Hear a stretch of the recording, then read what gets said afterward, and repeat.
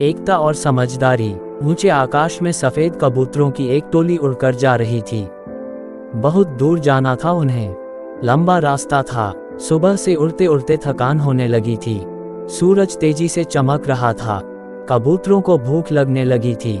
तभी उन्होंने देखा कि नीचे जमीन पर चावल के बहुत से दाने पड़े थे।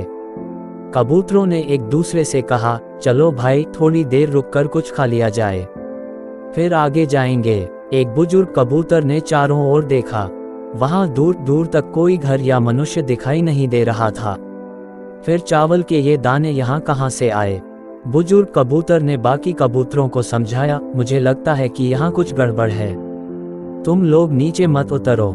लेकिन किसी ने भी उसकी बात नहीं सुनी। सभी कबूतर तेजी से उतरे, दाना चुगने लगे। इतने बढ़िया दाने बहुत दिनों के बाद खाने को मिले थे।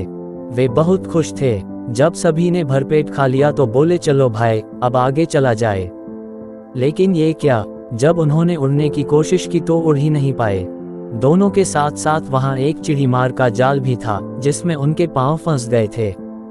उन्हें अपनी गलती पर पछतावा हुआ। बूढ़ा कबूतर पेड़ पर बैठकर सब देख रहा था।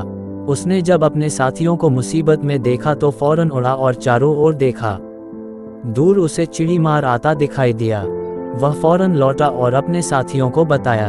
सब वहां से निकलने का उपाय सोचने लगे। तब बूढ़े कबूतर ने कहा, दोस्तों, एकता में बड़ी शक्ति होती है।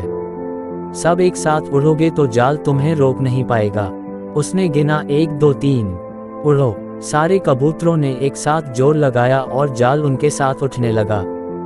जब तक चिड़ीमार वहां पहुंचा तब तक जाल काफी ऊपर उठ चुका था। वह देखता ही रह गया और कबूतर जाल लेकर उड़ गए। बूढ़ा कबूतर सबसे आगे उड़ रहा था। काफी देर उड़ने के बाद वे नीचे उतरे। वहां कबूतरों के दोस्त चूहे रहते थे। चूहों ने अपने तेज दांतों से जाल काट दिया। इस तरह बूढ़े कबूतर की समझदारी और साथ मिलकर काम करने से सभी कबूतर बच गए।